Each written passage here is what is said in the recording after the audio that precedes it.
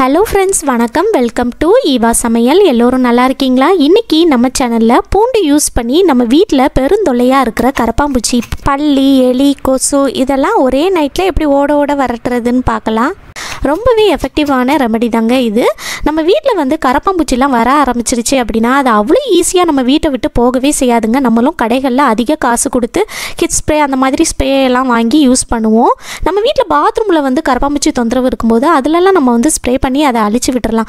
ஆனால் கிச்சனில் வந்து நம்ம வீட்டில் கரப்பாம்பூச்சி தொந்தரவு இருக்கும்போது நம்ம அதில் கிராசரி ஐட்டம்ஸ்லாம் வச்சுருக்கிறதுனால நம்ம வந்து அதிலலாம் ஸ்ப்ரே பண்ண முடியாதுங்க. கிராசரி ஐட்டம்ஸ்லலாம் பட்டுருச்சு அப்படின்னா அது வந்து நமக்கு பாய்சன் ஆயிரும். ஸோ நம்ம ஸ்ப்ரே பண்ணுறதுக்கே ரொம்ப யோசிப்போம் இல்லையா? அந்த மாதிரி இருக்கிறப்ப நமக்கும் எந்தவித பாதிப்பும் இல்லாமல் வீட்டில் இருக்கிற பொருளை வச்சு ரொம்ப ஈஸியாக நம்ம வீட்டில் இருந்து கரப்பாம்பூச்சி, பல்லி, எலி இதெல்லாம் நம்ம வந்து எப்படி வரட்டுறதுன்னு பார்க்கலாங்க. வீடியோவை ஸ்கிப் பண்ணாமல் பாருங்கள். நம்ம சேனலை இப்போ தான் ஃபஸ்ட் டைம் பார்க்குறீங்கன்னா சப்ஸ்கிரைப் பண்ணலன்னா சப்ஸ்கிரைப் பண்ணிக்கோங்க ஃப்ரெண்ட்ஸ். பக்கத்தில் இருக்க நோட்டிஃபிகேஷன் பெல் ஐக்கானை கிளிக் பண்ணிக்கோங்க. கரப்பாம்பூச்சி, பல்லி, எலி இதெல்லாம் ஒழிக்கிறதுக்கு ரொம்பவே சூப்பரான எஃபெக்டிவான ஒரு சொல்யூஷன் வந்து ரெடி பண்ணலாங்க. இதுக்கு வந்து நான் ஒரு பூண்டு எடுத்திருக்கேங்க. இதில் வந்து 10 பல் பூண்டு வந்து எடுத்துக்கோங்க. மினிமம் 10 பல்லாவது எடுத்துக்கோங்க. பூண்டை வந்து நம்ம தோலோடையே யூஸ் பண்ணிக்கலாம். இந்த மாதிரி 10 பல் பூண்டு எடுத்துட்டு அதுக்கப்புறமா உங்கள் வீட்டில் இடிக்கல் இருந்துச்சுன்னா அதை எடுத்துக்கோங்க. இடிக்கல் இல்லைன்னா ஒரு மிக்ஸி ஜாரில் போட்டு கூட நீங்கள் வந்து அரைச்சி எடுத்துக்கலாம். இந்த மாதிரி இடிக்கல்லில் போட்டு நம்ம வந்து நல்லா தட்டி எடுத்துக்கலாங்க. இதை வந்து நம்ம ரொம்ப பேஸ்ட்டாக தட்டி எடுக்கணும்னு அவசியம் இல்லைங்க. நீங்கள் லைட்டாக தட்டி எடுத்திங்கனாலே போதும். பாருங்கள், இந்த அளவுக்கு நீங்கள் நல்லா தட்டி எடுத்துக்கோங்க. இப்போ இதை நம்ம ஒரு பிளேட்டு அல்லது ஒரு பவுலில் வந்து எடுத்து சேர்த்துக்கலாங்க. இந்த பூண்டோட ஸ்மெல் வந்து கரப்பாம்பூச்சி, பல்லி, எலி, எறும்பு, கொசு இதுக்கெல்லாம் சுத்தமாக ஆகாதுங்க. நம்ம ரெடி பண்ணுற சொல்யூஷன் வந்து நீங்கள் எறும்பு தொல்லை இருந்துச்சுன்னா அதுலேயும் கூட ஸ்ப்ரே பண்ணி விடலாம். அடுத்ததாக அடுப்பில் வந்து ஒரு அகலமான ஹைட்டான ஒரு பாத்திரம் வச்சுட்டு அதில் 300 ml தண்ணி சேர்த்துக்கோங்க. அடுப்பை நல்ல மிதமான தீயிலே வச்சுட்டு சூடு பண்ணிக்கோங்க. சுற்றி நமக்கு நல்ல முட்டையாக பபிள்ஸ் வர ஆரம்பிக்கும். அது வரைக்கும் நம்ம வந்து தண்ணியை சூடு பண்ணிக்கலாம். இப்போ பாருங்கள் ஃப்ரெண்ட்ஸ், நமக்கு நல்ல பபிள்ஸ் வர ஆரம்பிச்சிருச்சு. இந்த ஸ்டேஜில் நம்ம வந்து தட்டி எடுத்து அந்த பூண்டை சேர்த்துக்கோங்க. பூண்டு தோலோடையே சேர்த்துக்கோங்க. அப்போ தான் நல்ல எஃபெக்டிவாக இருக்கும். இந்த மாதிரி பூண்டு சேர்த்துட்டு அதுக்கப்புறமா 10 கிராம்பு சேர்த்துக்கோங்க. கிராம்பு சேர்த்ததுக்கப்புறமா ஒரு ஸ்பூனை வச்சு நல்லா கலந்து விட்டுட்டு அடுப்பை நல்ல மிதமான தீயிலே வச்சுட்டு 2-3 நிமிஷத்துக்கு நல்லா கொதிக்க விடுங்க. 2-3 நிமிஷத்தில் இந்த பூண்டு, கிராம்போட சாரெல்லாம் அந்த தண்ணியில் வந்து நல்லா இறங்கி வந்து அந்த தண்ணி வந்து நல்ல கலர் மாறி வருங்க. அது வரைக்கும் இந்த தண்ணியை நல்லா கொதிக்க விட்டுறலாம். இப்போ நமக்கு 3 நிமிஷம் ஆயிருக்குங்க. இப்போ பாருங்கள், அந்த தண்ணியோட நிறமே நல்லா மாறி வந்திருக்கு. பூண்டு, கிராம்பு இதோட சாரெல்லாம் அந்த தண்ணியில் நல்லா இறங்கி கலர் சேஞ்ச் ஆகிருக்கு பாருங்கள். இந்த ஸ்டேஜில் அடுப்பு நல்லா குறைவான தீயில வச்சுட்டு இதில் அடுத்ததாக நம்ம பேக்கிங் சோடா சேர்க்க போகிறோம். அதாவது ஆப்ப சோடா இருக்கு இல்லையா, அதுதான். இதில் வந்து 1 ஸ்பூன் சேர்த்துக்கோங்க. பேக்கிங் சோடா சேர்த்ததுமே நல்லா பொங்கி மேலே வந்து நுரைச்சி வருங்க. அதனால தான் நான் வந்து ஹைட்டான அகலமான பாத்திரம் வந்து எடுத்துக்க சொன்னேன். இப்போ வந்து ஒரு ஸ்பூனை வச்சு நல்லா கலந்து விட்டுக்கலாம். அடுப்பை நல்லா குறைவான தீயிலே வச்சுட்டு கலந்து விட்டுக்கோங்க. கொஞ்ச நேரத்திலே அந்த பொங்கி வந்தது எல்லாமே நல்லா அடங்கிருங்க. அவ்வளோதாங்க. இப்போ நம்ம ஸ்டவ்வை ஆஃப் பண்ணிடலாம். ஆஃப் பண்ணிவிட்டு இதை நல்லா ஆற வச்சுருங்க. ஆறுனதுக்கப்புறமா இது கூட ஒரே ஒரு பொருள் சேர்த்தா போதுங்க. நமக்கு சூப்பரான எஃபெக்டிவான சொல்யூஷன் வந்து ரெடி ஆயிரும். இப்போ இது நல்லா ஆறிடுச்சிங்க.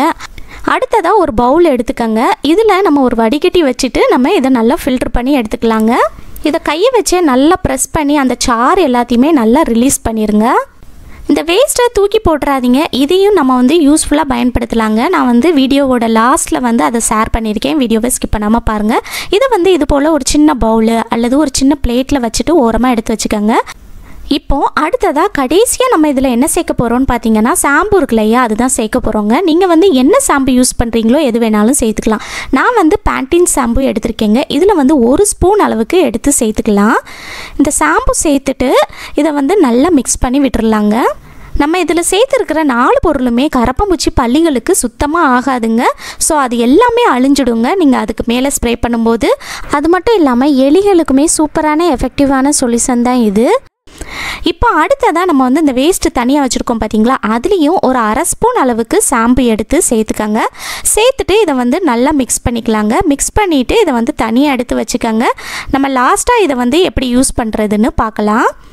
இப்போது நம்ம ரெடி பண்ணி எடுத்த இந்த சொல்யூஷனை வந்து இந்த மாதிரி ஒரு ஸ்ப்ரே பாட்டிலில் ஆட் பண்ணிக்கலாங்க. உங்கள் வீட்டில் ஸ்ப்ரே பாட்டில் இல்லை அப்படின்னா கவலையப்படாதீங்க. நம்ம கடைகளில் ஜூஸ் பாட்டில், வாட்டர் பாட்டில்லாம் வாங்கினோன்னா சின்ன சின்ன பாட்டில்லாம் கிடைக்கும் இல்லையா, அதோட மூடியில் வந்து ஊக்கு அல்லது கத்தியை வந்து நல்லா நெருப்பில் வாட்டி ஓட்டை போட்டு எடுத்து நீங்கள் வந்து அதுக்குள்ளே லிக்விட் சேர்த்து ப்ரெஸ் பண்ணி எடுத்து ஸ்ப்ரே பாட்டில் மாதிரி யூஸ் பண்ணிக்கலாங்க. இப்போ இதை எடுத்துகிட்டு போய் நம்ம வீட்டில் கரப்பாம்பூச்சி பள்ளிலாம் எங்கே ரொம்ப தொந்தரவு பண்ணுமோ அங்கெல்லாம் ஸ்ப்ரே பண்ணி விட்டுறலாங்க. நம்ம வீட்டில் வந்து நைட் நேரத்தில் கிச்சன் ஸ்டவ் இருக்குது பாருங்கள், அது பக்கத்தில் கரப்பாம்பூச்சி பள்ளி நடமாட்டம்லாம் ஜாஸ்தியாக இருக்குங்க. ஸோ நைட்டு தூங்குறதுக்கு முன்னாடி கிச்சன் ஸ்டவ்வை நல்லா க்ளீன் பண்ணதுக்கப்புறமா இது போல் அந்த கிச்சன் ஸ்டவ்வுக்கு மேலே வந்து எல்லா பக்கமும் நல்லா ஸ்ப்ரே பண்ணி விட்டுட்டு தூங்க போயிடுங்க. காலையில் நீங்கள் வந்து மெதுவாக எழும்பி வந்ததுக்கப்புறமா ஒரு துணியில் வந்து தண்ணியை நனைச்சிட்டு தொடச்சி எடுத்துட்டிங்கனாலே போதுங்க. இந்த மாதிரி செய்கிறப்ப கரப்பாம்பூச்சி பள்ளிலாம் இது பக்கத்தில் வரவே செய்யாதுங்க. அடுத்ததாக நம்ம வீட்டில் இருக்கக்கூடிய சிலிண்டர் இருக்குது பாருங்கள், அதுக்கு அடியில் இருக்கிற ஓட்டைக்குள்ளே வந்து கரப்பாம்பூச்சிலாம் நிறைய தங்கியிருக்கோங்க. ஸோ அதுக்குள்ளேயும் நீங்கள் வந்து நல்லா ஸ்ப்ரே பண்ணி விடுங்க. இருட்டாக இருக்கிற இடத்துல தான் கரப்பாம்பூச்சிகள் வந்து நைட்டு வந்து ஜாஸ்தியாக தங்கியிருக்குங்க. ஸோ அதிலெல்லாம் நம்ம வந்து ஸ்ப்ரே பண்ணிடலாம். அடுத்து வந்து பார்த்திங்கன்னா நம்ம வீட்டில் இருக்கக்கூடிய கிச்சன் சிங்க்கு, பாத்ரூம் சிங்க்கு, அதில் இருக்கிற ஓட்டை இருக்குது பாருங்கள், அதுக்கு அடியில் இருக்கிற பைப்லைன் வழியாக கரப்பாம்பூச்சி சின்ன சின்ன பூச்சிகள்லாம் நம்ம வீட்டுக்குள்ளே வருங்க. அது வராமல் இருக்கிறதுக்கு இதுக்குள்ளேயும் நம்ம வந்து ஸ்ப்ரே பண்ணி விட்டுறலாங்க. அடுத்ததான் இந்த சிங்க்குக்கு மேலே இருக்கிற ஒரு ஓட்டை இருக்குது பாருங்கள், இது போல் உங்கள் வீட்டில் வந்து ஓட்டை இருந்துச்சுன்னா அதுக்குள்ளேயும் நீங்கள் வந்து ஸ்ப்ரே பண்ணி விட்டுருங்க. இந்த மாதிரி செய்கிறப்ப கரப்பாம்பூச்சி வந்து நம்ம வீட்டுக்குள்ளே வராமல் பார்த்துக்கலாம். அடுத்ததான் நம்ம வீட்டில் இருக்கக்கூடிய ஃப்ரிட்ஜு, வாஷிங் மிஷினு, கப்போர்டு, இதுக்கு அடியிலலாம் நீங்கள் வந்து ஸ்ப்ரே பண்ணி விடலாங்க. இந்த மாதிரி செய்கிறப்ப கரப்பாம்பூச்சி பள்ளி எந்த மூலை முடுக்கில் இருந்தாலும் அது எல்லாமே நம்ம வீட்டை விட்டு தலை தெறிக்க ஓடிடுங்க. அடுத்ததாக நம்ம வீட்டில் இருக்கக்கூடிய கதவு இருக்குது பாருங்கள், அந்த கேப்லலாம் பள்ளி நடமாட்டம் ஜாஸ்தியாக இருக்குங்க. ஸோ அந்த கேப்புக்குள்ளே நம்ம நல்லா ஸ்ப்ரே பண்ணி விட்டுறலாம். அடுத்து நம்ம வீட்டில் வந்து மோஸ்ட்லி பள்ளி வந்து லைட்டு பக்கத்தில் தான் ஜாஸ்தியாக இருக்குங்க. டியூப்லைட் பக்கத்துலலாம் ரொம்ப ஜாஸ்தியாக இருக்கும்.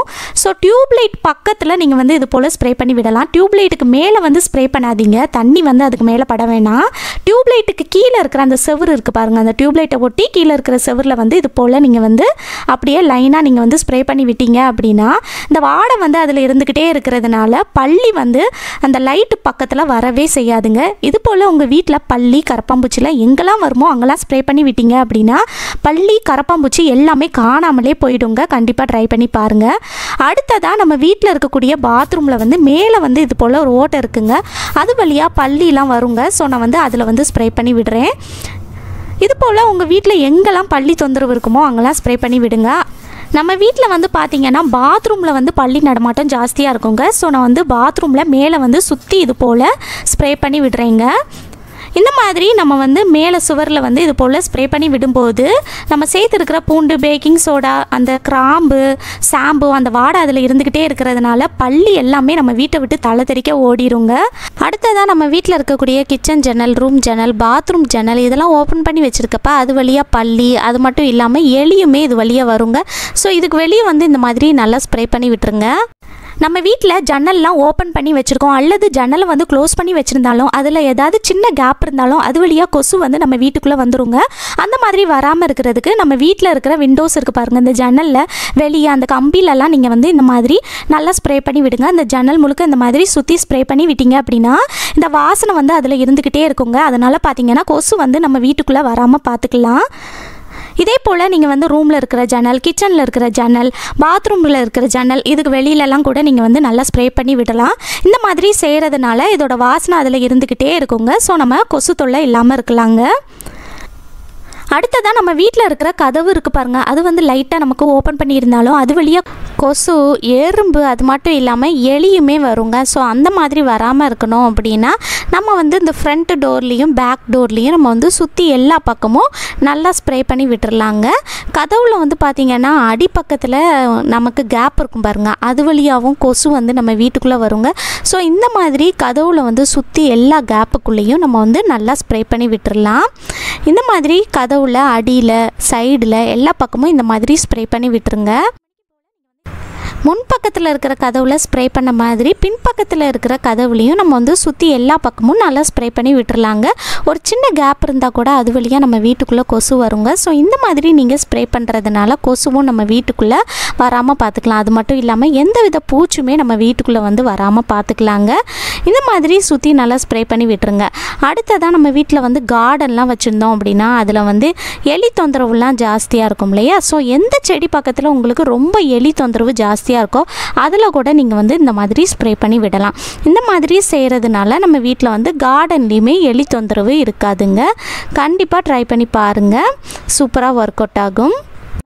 நம்ம வீட்டில் வந்து இது போல் ஹைட்டாக இருக்கும்போது அந்த சுவருக்கு மேலெல்லாம் நம்ம வந்து ஸ்ப்ரே பண்ண முடியாது இல்லையா? அதுக்கு வந்து ஒரு சின்ன டிப் என்னென்னா, நான் உங்கள் வீட்டில் வந்து ஒட்டடை குச்சி இருந்துச்சுன்னா அந்த ஒட்டடை குச்சி அல்லது மாப்பு இருந்துச்சுன்னா அந்த மாப்போட எண்டில் வந்து ஒரு பழைய துணியை வச்சு நம்ம வந்து நல்லா டைட்டாக கெட்டி விட்டுட்டு அதில் வந்து நம்ம ரெடி பண்ணி எடுத்த லிக்யூடில் நல்லா முக்கி லைட்டாக பிழிஞ்சு எடுத்து இது போல் உங்கள் வீட்டை சுற்றி மேலே வந்து சுவரில் நல்லா இது போல் தேய்ச்சி விட்டீங்க அப்படின்னா 4-5 நாளைக்கு அந்த ஸ்மெல் வந்து அங்கே இருந்துக்கிட்டே இருக்குங்க. இதனால் பார்த்தீங்கன்னா பள்ளி தொந்தரவு இருக்காதுங்க. ட்ரை பண்ணி பாருங்கள்.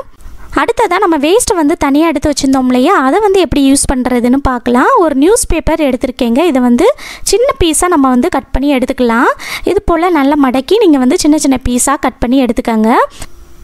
நியூஸ் பேப்பரை இது போல் பீஸ் போட்டு எடுத்ததுக்கப்புறமா இந்த மாதிரி கொஞ்சம் ஸ்பேஸ் விட்டு கீழே வச்சுட்டு அதுக்கப்புறமா இந்த வேஸ்ட்டை வந்து கொஞ்சம் கொஞ்சமாக எடுத்து ஒவ்வொரு பீஸ்லேயும் இது போல் வச்சு விட்டுறலாங்க.